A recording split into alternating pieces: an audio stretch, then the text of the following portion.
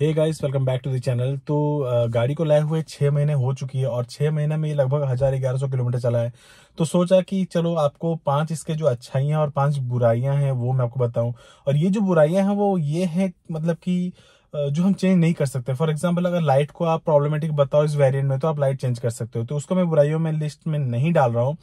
And again, सबका अलग budget होता है, अलग वेरिएंट वो खरीदते हैं। तो हम नॉर्मली जो ऐसा चीजों के बारे में बात करेंगे जो हम चेंज नहीं कर सकते हैं और उसके साथ आपको ये गाड़ी रखना ही पड़ेगा। ठीक है। अच्छा, ये उनके बारे में बात करेंगे जो मतलब कि जो सचमुच अच्छी लगी है मुझे विद कम्पेयर टू मेरी जो पुरानी गाड़ी थी ब्रेजा। तो चलिए शुरू करते हैं। तो पॉइंट नंबर 1, सबसे पहला जो पॉइंट है इस गाड़ी का बुराइयों में बात करता हूँ। सबसे पहले मतलब कॉन्स की बात करते हैं। तो सबसे पहला जो है वो है इनिशियल वाइब्रेशन। गाड़ी लाने से पहले मैंने चेक किया था, ऐसा नहीं है कि मैंने गाड़ी चेक नहीं किया था, मुझे पता नहीं था। बट आई कंपेयर्ड ये गाड़ी को नेक्सॉन के साथ भी किया था। तो वाइब्रेशन लेवल मुझे चेक करना था, क्योंकि इससे पहले मेरे पास ब्रेजा थी। तो ब्रेजा तो नो वाइब्रेशन, लाइक बहुत ही साइलेंट स्मूथ गाड़ी थी। इसलिए मुझे एक डाउट था कि कहीं ये बहुत वाइब्रेट ना करे। तो गाड़ी जब चलती है लाइक व्हेन इट रन्स बहुत स्मूथ चलती है, सब कुछ सही है। लेकिन इनिशियली वाइब्रेशन होता है जो आपको गियर नॉब में पता चलता है।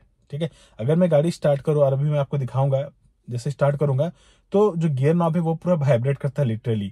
तो वो फर्स्ट टाइम करता है जब भी आप गाड़ी स्टार्ट करते हो। जैसे आप गियर डालते हो, गाड़ी को चलाना स्टार्ट करते हो, फिर वो वाइब्रेशन खत्म हो जाता है। फिर आपको चलाते वक्त किसी टाइप का वाइब्रेशन आपको गियर में नहीं पता चलता है, बिल्कुल नहीं पता चलता किसी भी जगह पे। तो ये एक है इनिशियली जो ये वाइब्रेशन होता है, इसको आई थिंक महिंद्रा को ठीक करना चाहिए कि इनिशियली वाइब्रेशन क्यों करता है। मतलब अच्छा नहीं लगता है। If you are coming from a different good like not good मतलब other car makers like Hyundai हो, मारुति हो, इस टाइप का कोई भी कार से अगर आप आते हो इसमें, तब आपको ना वो वाइब्रेशन पूरा दिखेगा कि ये क्या हो रहा है। लेकिन प्रॉब्लम नहीं है, बोलते ये ऐसा ही है। तो इसके साथ ही आपको ये कार मतलब रखना पड़ेगा, इनिशियल वाइब्रेशन रहेगा ही रहेगा। अब बात करते हैं कि मतलब वाइब्रेशन किस टाइप का है। तो मैं पहले आपको एक वीडियो दिखा देता हूँ। ओके, तो मैं करूंगा अभी गाड़ी को ऑन।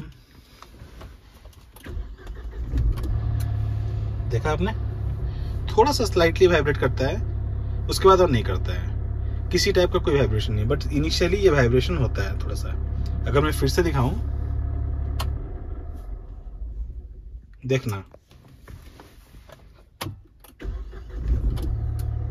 देखा, यही है।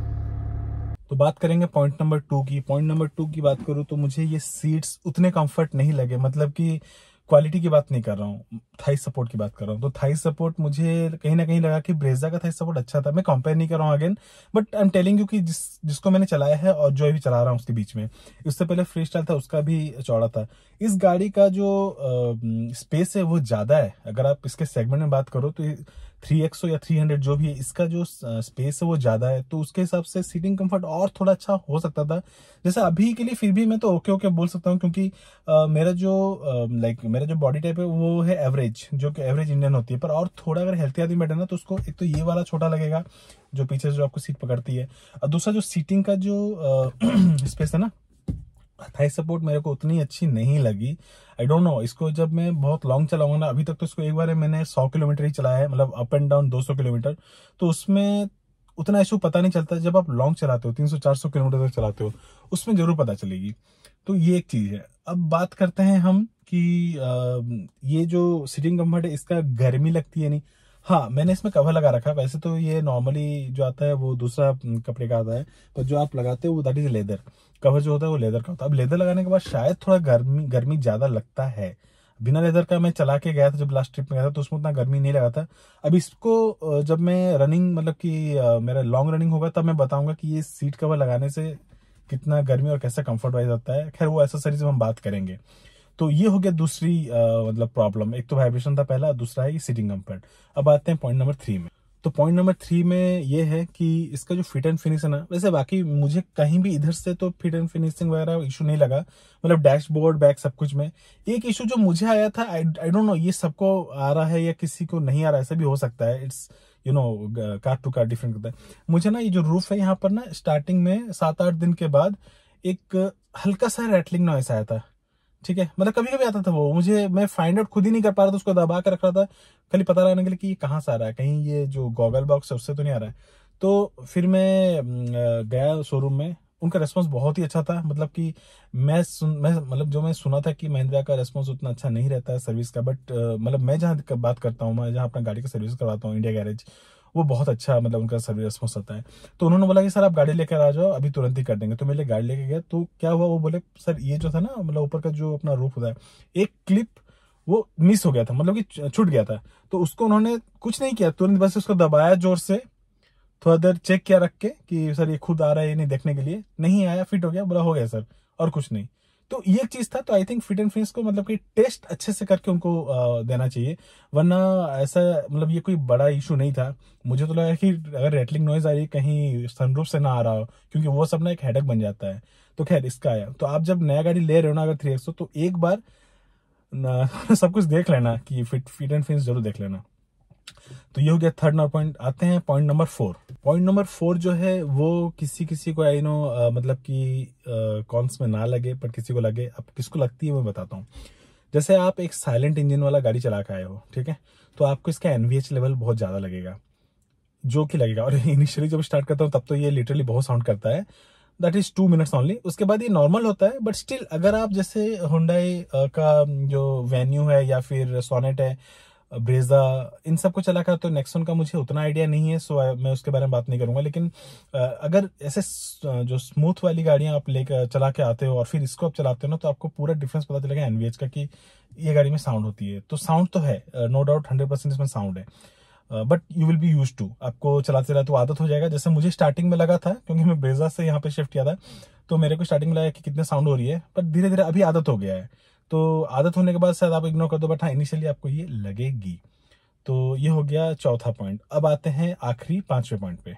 देखो 5वां जो पॉइंट है ना, ये पॉइंट मतलब कि मैं अभी बोलूं तो 100% जस्टिफाई नहीं होगा। क्यों? क्योंकि जो 5वां पॉइंट है वो है माइलेज का ऊपर। तो इस गाड़ी को लेने से पहले मुझे ये पता था कि इस सेगमेंट में सबसे कम माइलेज XUV 300 या फिर 3XO देती है।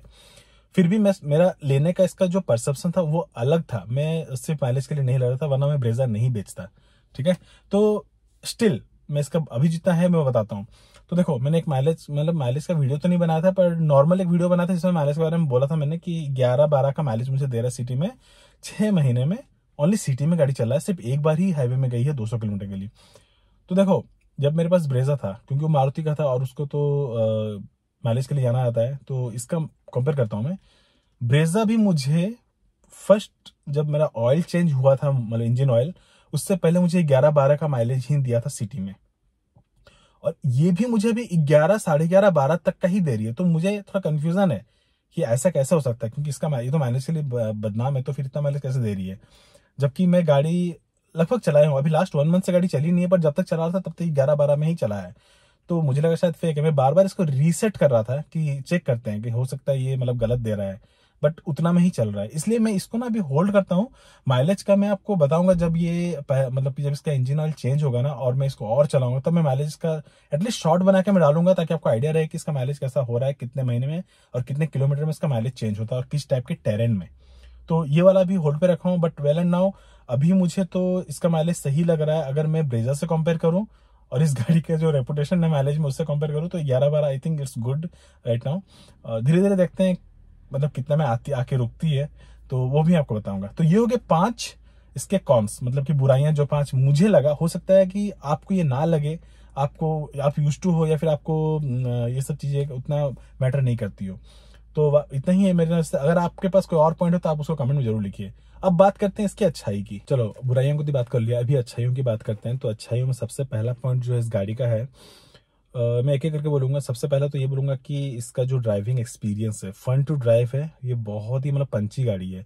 ऐसा मतलब कि इसका गाड़ी का डायनामिक्स इन्होंने बनाया है, और इंजन और जो स्पीड, एक्सेलरेशन, ब्रेकिंग इतना मस्त बनाया है ना कि सबको मिला के ये एक बहुत ही अच्छा आपको ड्राइविंग एक्सपीरियंस देती है, फन टू ड्राइव जिसको बोलते हैं।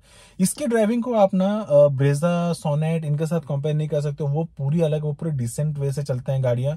ये जैसे ना भागने के लिए, रोकने के लिए ऐसा बनाया गया है कि भागो रोको, लाइक चीता, उस टाइप का ये एक कार है।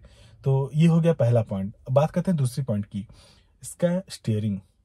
ट्रस्ट मी, मतलब कि इसका स्टीयरिंग इतनी मस्त है। ये ऑटो रोटेट आप कितना भी स्पीड में करो अपने आप सेंटर में आ जाती है। कितना भी स्पीड, 5 का स्पीड में ले जाओ अपने आप आ ही जाएगी। और एग्जैक्ट है। अब थोड़ा सा भी घुमाओ ना गाड़ी घूमना स्टार्ट हो जाती है, हल्का सा उंगली से भी स्टार्ट हो जाती है, मतलब हल्का सा बेंड करो तभी घूम जाती है। तो इसका खैर स्टीयरिंग के बारे में मैं एक वीडियो अलग से बनाऊंगा कि आपको पूरा वीडियो में पता चले पीओवी में कि ये कैसा घूमता है, कैसा रेस्पॉन्स होता है अलग अलग स्पीड पे, उसका वीडियो अलग से बनाऊंगा। तो इसकी स्टीयरिंग मेरे को बहुत अच्छा लगा। कंट्रोल्स वगैरह तो खैर वो डिपेंड करता है आप कौन सा वेरिएंट लेते हो, लेकिन नॉर्मली जो इसके स्टीयरिंग है उसका मुझे फीडबैक बहुत ही अच्छा लगा। दूसरा ब्रेकिंग, देखो इसका ब्रेकिंग से चारों डिस्क ब्रेक है, ठीक है। आई डोंट नो इसके कॉम्पिटिटर में चारों डिस्क ब्रेक किसी का अगर आते होंगे तो हो सकता है मिस आउट कर रहा हूँ, बट यूजुअली नहीं आते हैं, तो आप कमेंट कर सकते हो जिसमें आते हैं। खैर इसमें आता है तो इसकी बात करते हैं। मैं ब्रेजा से जब यहाँ शिफ्ट किया, ठीक है, या फिर आप अगर ब्रेजा से यहाँ शिफ्ट करने वाले हो तो मैं आपको एक चीज बता देता हूँ। ब्रेजा मैंने चलाया, फ्री स्टाइल चलाया था, तो इनका जो ब्रेकिंग था ना वो नॉर्मल, वो आराम से लगते थे, खराब नहीं लगते थे पर आराम से लगते थे कि हाँ भाई ठीक है लग रोक देंगे। ये ना तुरंत रोक देता है, मतलब तुरंत, मतलब आप सोचे नहीं होगे, आप जब उस गाड़ी से इस गाड़ी में शिफ्ट करोगे ना, आप सोचे नहीं होगे कि यार यहाँ ब्रेक मारने पे ये रुक जाएगा, यहीं पर ही रुक जाएगा। मतलब मेरा जो अंदाजा था कि यहाँ से ब्रेक मारने पे वहां तक रुक जाएगा ब्रेजा में, ये यहाँ इसमें काम नहीं कर रहा है। यहाँ पर मतलब यहीं पर ही ये रुक रहा है। इस तरह का कुछ इसका फीडबैक है ब्रेक का, मतलब बहुत ही क्विक रिस्पॉन्स है। तो वो अगेन यूज टू होने के लिए मुझे थोड़ा टाइम लगा है और लगेगा भी शायद। तो क्योंकि ब्रेकिंग कभी कहीं कहीं किसी जगह पे ना जल्दी हो जाती है, मतलब पूरा रुक जाती है गाड़ी, जो कि मुझे लगता है यार ये स्मूथ ब्रेकिंग नहीं हो पाया, शायद ब्रेजा में हो जाता है। तो वो एक आदत होता है ना, वैसा डिफरेंस है। खैर इसकी ब्रेकिंग बहुत अच्छी है, मतलब टॉप नॉच। आते हैं तीसरे पॉइंट पे, एक्सेलरेशन।